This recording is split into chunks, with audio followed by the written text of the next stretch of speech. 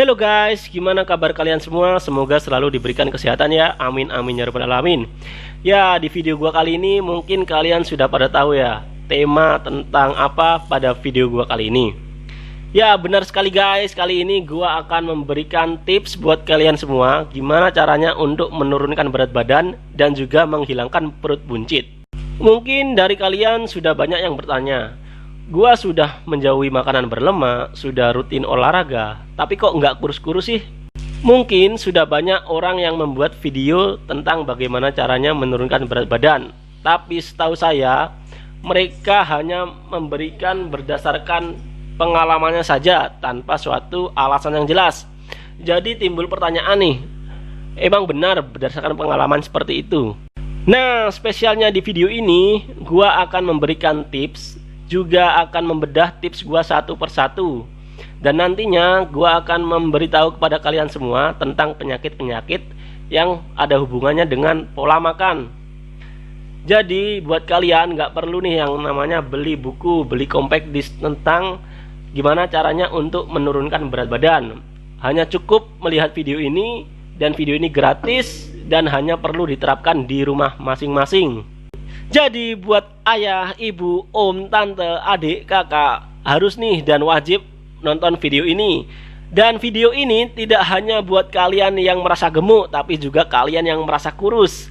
Karena jangan-jangan kalian kurus tapi sebenarnya masih ada kelebihan berat badan. Jadi gimana nih caranya kita mengetahui berat badan ideal kita? Makanya jangan kemana-mana dan nikmati video ini. Jangan lupa subscribe, comment, like, and share video ini.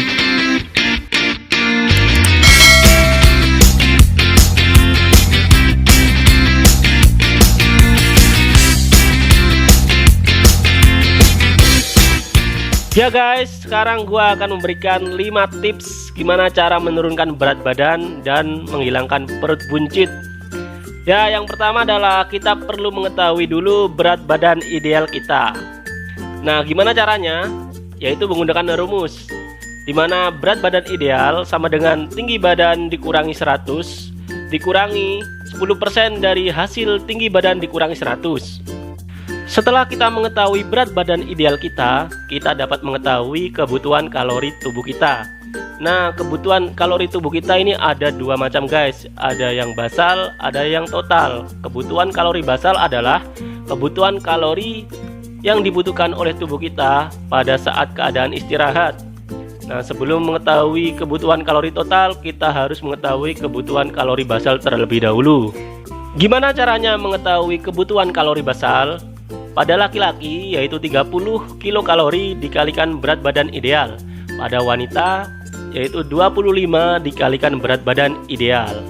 Setelah kita mengetahui berat badan ideal dan juga mengetahui kebutuhan kalori basal, kita dapat menghitung kebutuhan kalori total. Gimana caranya? Yaitu dengan menggunakan rumus. Kebutuhan kalori total sama dengan kebutuhan kalori basal ditambah persentase kebutuhan kalori basal aktivitas fisik dikurangi persentase kebutuhan kalori basal faktor koreksi. Di dalam ilmu gizi, aktivitas fisik ini dibagi menjadi 3 guys. Yang pertama ada aktivitas fisik ringan, aktivitas fisik sedang, dan juga aktivitas fisik berat. Aktivitas fisik ringan ini nilainya 10%. Seperti apa? Yaitu seperti menyetir, kemudian juga membaca. Kalau aktivitas fisik sedang nilainya adalah 20%, seperti berjalan, memasak.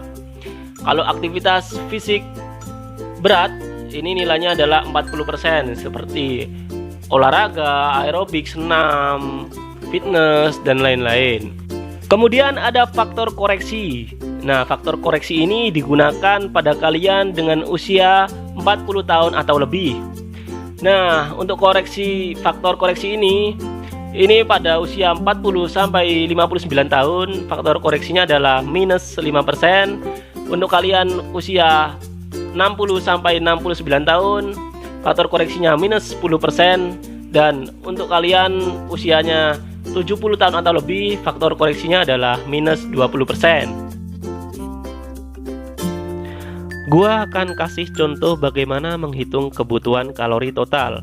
Wanita usia 42 tahun dengan tinggi badan 165 dan melakukan pekerjaan rumah tangga.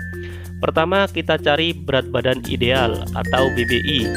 BBI sama dengan tinggi badan dikurangi 100 dikurangi 10% dari hasil tinggi badan dikurangi 100. Sehingga BBI sama dengan 165 dikurangi 100 dikurangi 10% dikali 65. BBI sama dengan 58,5 kg. Kemudian kita mencari kebutuhan kalori basal atau KKB. Pada perempuan, KKB sama dengan 25 kilokalori dikalikan BBI. KKB sama dengan 25 dikali 58,5. KKB sama dengan 1462,5 kilokalori.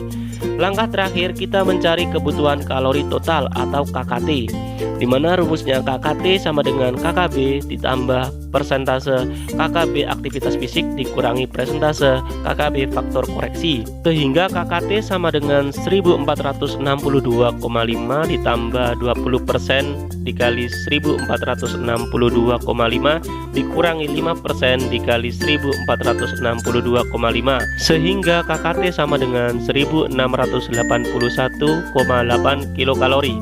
Dan untuk standar jumlah kalori pada makanan dan nilai konversi atau pengubahan nilai dari sendok makan ke berat bisa dilihat di Instagram gua, linknya sudah ada di bawah, supaya kalian lebih mudah, gak perlu menimbang makanan kalian, atau kalian bisa juga cari di Google guys.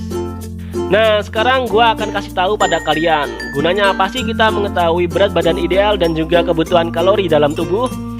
Berat badan ideal, nah ini fungsinya apa agar kita tahu berat badan kita ini normal atau tidak ya. Kalau tidak normal, ini terlalu gemuk atau terlalu kurus. Hubungannya apa? Yaitu hubungannya dengan planning kedepannya. Pada orang gemuk kita bisa tahu target penurunannya berapa kilogram. Kemudian juga butuh berapa lama ya kira-kira. Kemudian gunanya apa sih kita mengetahui kebutuhan kalori dalam tubuh? Nah, ini supaya kita bisa menghitung atau mengira seberapa banyak makanan yang harus kita makan. Pada orang gemuk, ini dikarenakan apa? Yaitu dikarenakan jumlah kalori yang masuk ke dalam tubuh ini melebihi jumlah kalori yang digunakan. Sehingga semakin banyak orang itu kelebihan kalori dalam tubuhnya, maka semakin gemuk pula orang itu atau semakin bertambah berat badannya. Jadi diet itu bukan menahan lapar guys. Jadi bukan nggak mau makan ini itu. Kadang-kadang banyak orang yang menyalahkan arti diet.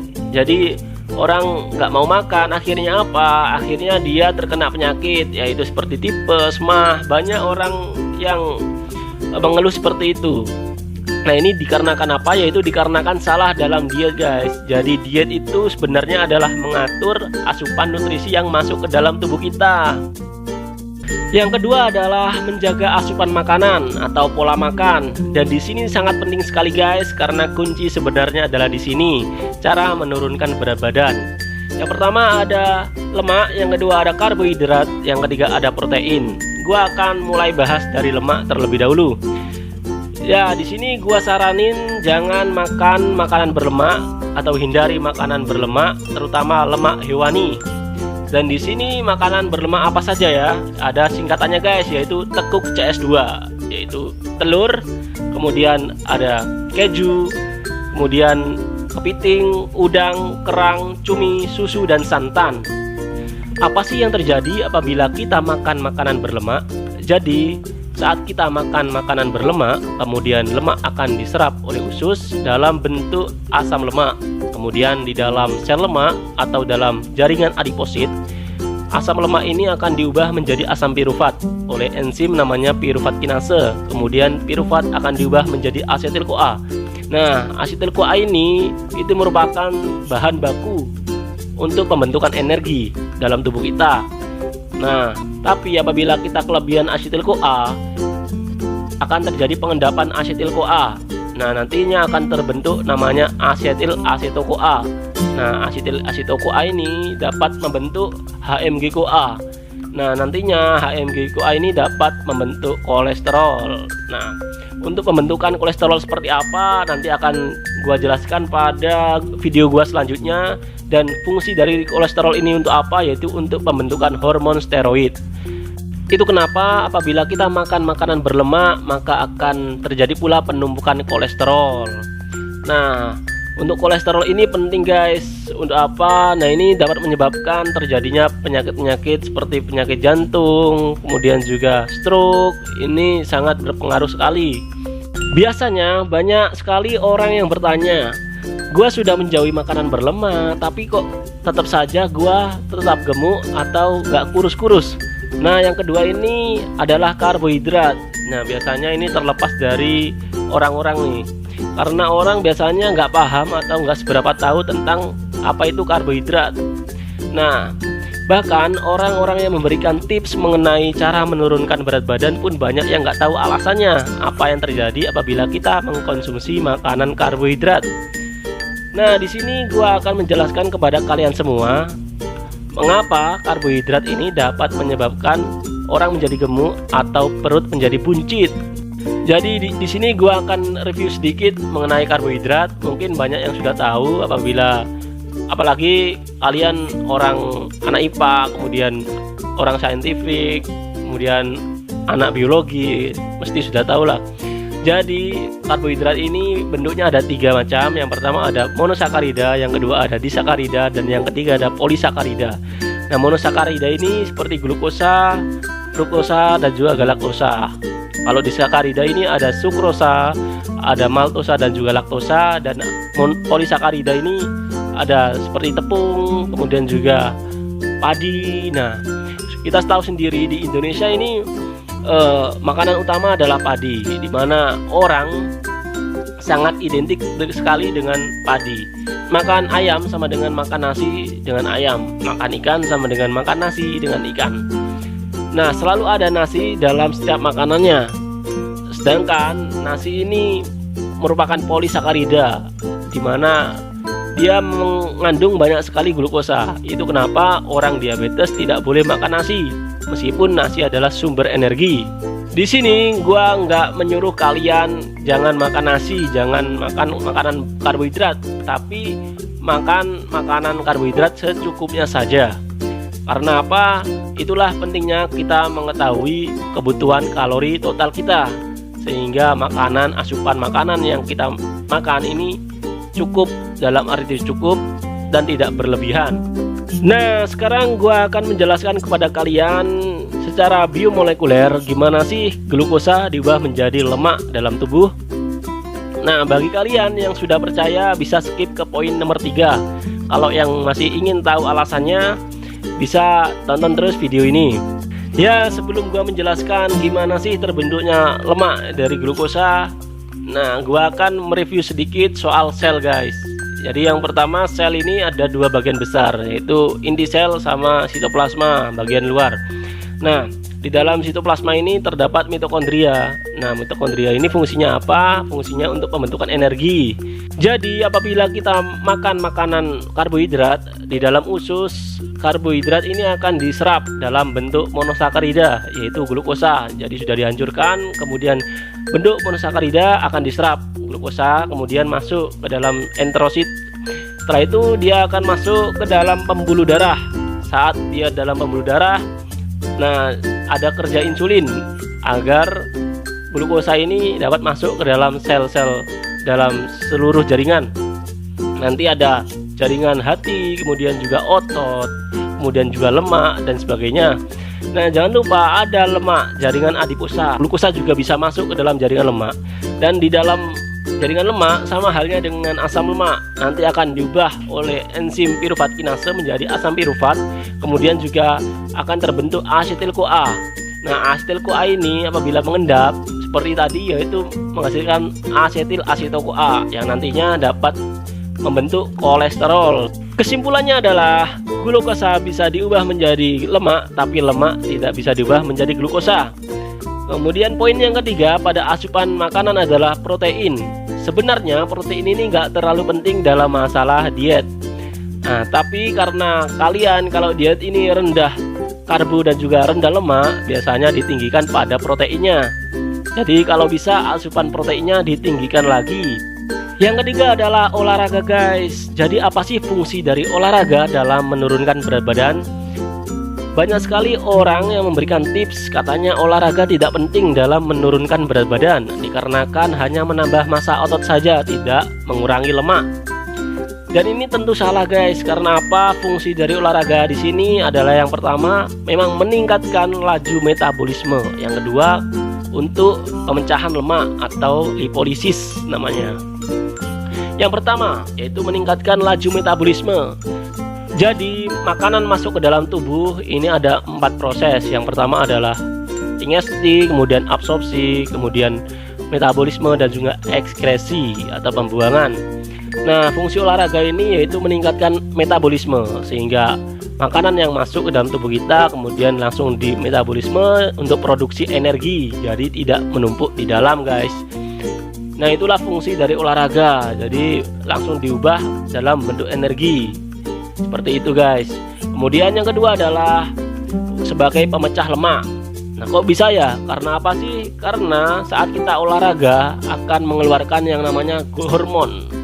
Hormon ini namanya growth hormone atau hormon pertumbuhan. Efeknya apa sih kalau hormon pertumbuhan ini keluar ke dalam jaringan lemak? Nah, kalau dia masuk ke dalam jaringan lemak akan terjadi yang namanya lipolisis atau terjadi pemecahan lemak. Karena apa? Karena di dalam lemak ini atau di dalam jaringan adiposa terdapat suatu enzim. Enzimnya namanya lipase. Lipase, ada yang lipase ini untuk lipoprotein lipase, ada yang lipase peka terhadap hormon. Nah, ini akibat hormon growth hormone yang keluar, ini dapat mengaktifkan lipase yang ini. Nah, lipase ini sehingga pada sel lemak dapat terjadi yang namanya lipolisis atau penghancuran lemak. Jenis olahraga apa sih yang perlu kita lakukan untuk menurunkan berat badan? Ya, ini tentunya yaitu olahraga yang berhubungan dengan kontraksi otot atau memperbanyak kontraksi seperti fitness. Ini bagus sekali dalam meningkatkan laju metabolisme tubuh. Nah, untuk olahraga ini gua bedakan antara orang buncit dan gemuk. Kalau orang buncit fokus pada otot perut atau olahraga yang menyebabkan kontraksi otot perut. Seperti apa? Yaitu seperti sit up, kemudian juga bisa kardio, juga bisa punya efek di situ. Kemudian untuk orang gemuk ini lokalis ya. Jadi sebenarnya untuk pembakaran lemak ini lokalis. Kalau kalian ingin mengecilkan lemak lengan, ya olahraga lengan yang berhubungan dengan lengan, bisa menggunakan barbel ataupun lainnya. Kalau perut ya olahraga yang menggunakan otot perut seperti sit up. Kemudian kalau tungkai ya menggunakan olahraga yang menggunakan otot tungkai seperti lari ataupun lainnya, yaitu terserah kalian masing-masing olahraganya. Poin yang keempat adalah puasa. Jadi apa sih fungsi puasa dalam menurunkan berat badan?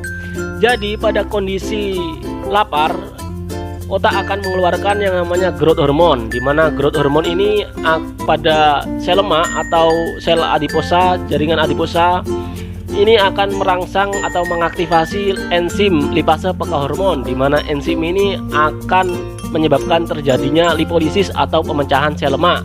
Nah, nanti sel lemak pecah diubah dalam bentuk asam lemak, di mana bentuk asam lemak ini digunakan untuk pembentukan energi. Itu sebabnya lemak juga disebut dalam cadangan energi. Jadi puasa yang gua maksud adalah puasa makan. Jadi kalian tetap boleh minum, karena minum lebih banyak lebih bagus. Dan ingat, tapi minum di sini adalah minum air putih atau air mineral, bukan minum teh manis. Jadi di sini pentingnya puasa, dan untuk siklusnya atau berapa lama itu terserah kalian dan sekuat kalian saja. Dicoba dari berapa jam per berapa jam, dicoba terus semakin lama dan sekuat kalian. Jadi tidak harus pagi sampai malam seperti pada halnya puasa pada agama Islam. Jadi dicoba dulu dalam beberapa jam seperti itu guys. Jadi sekuat kalian saja. Poin yang kelima adalah hindari stres dan juga begadang. Jadi apa sih hubungannya antara stres, begadang, dan juga berat badan? Jadi pada saat kita kondisi stres, ini menyebabkan otak kita mengeluarkan hormon, yaitu kortikotropin hormon atau kortikotropin releasing hormone (CRH). Nah, nantinya hormon ini dapat mengaktifkan ACTH, yang dapat mengaktifkan terbentuknya hormon kortisol. Nah, fungsi dari hormon kortisol ini pada sel lemak dapat menyebabkan terjadinya pemecahan sel lemak. Jadi tambah pecah nih sel lemaknya. Nah, nantinya diubah menjadi asam lemak, dan pada hepar atau pada hati dapat menyebabkan glikolisis atau pemecahan pembentukan glukosa. Jadi glukosa ini tambah banyak intinya. Nah, kita tahu tadi glukosa dalam darah ini nanti akan disebarkan ke seluruh jaringan, ke seluruh sel. Nah, termasuk sel lemak. Jadi nantinya asam lemak dan juga glukosa ini akan masuk ke dalam lemak dan digunakan untuk pembentukan lemak. Itu kenapa stres dapat menyebabkan peningkatan berat badan. Jadi pada saat kita begadang ini dapat mempengaruhi irama sirkadian, di mana secara normal sudah ada irama sirkadian dalam tubuh kita. Jadi pada saat jam 6 sampai jam 8 pagi, kortisol ini banyak sekali dikeluarkan pada jam-jam itu daripada jam lain. Nah, pada akibat dari begadang nanti kortisol nanti juga pengeluarannya itu berubah, dimana pada pagi hari sebenarnya itu normalnya itu kortisol dikeluarkan untuk digunakan untuk pemakaian energi. Nah, karena apa? Karena kita tahu sendiri aktivitas paling banyak pada pagi hari sampai siang hari. Nah, sedangkan apabila kortisol dikeluarkan saat malam hari, saat aktivitas, maka energi tidak terlalu banyak digunakan, sehingga akhirnya akan terjadi penumbukan seperti bahan baku seperti asam lemak dan glukosa juga akan tersimpan dan menyebabkan terbentuknya lemak. Ya guys, itu saja 5 tips dari gua cara menurunkan berat badan dan juga menghilangkan perut buncit. Apabila gua ada salah kata, gua minta maaf. Jangan lupa subscribe, comment, like, dan share video ini. Salam waras, bye bye.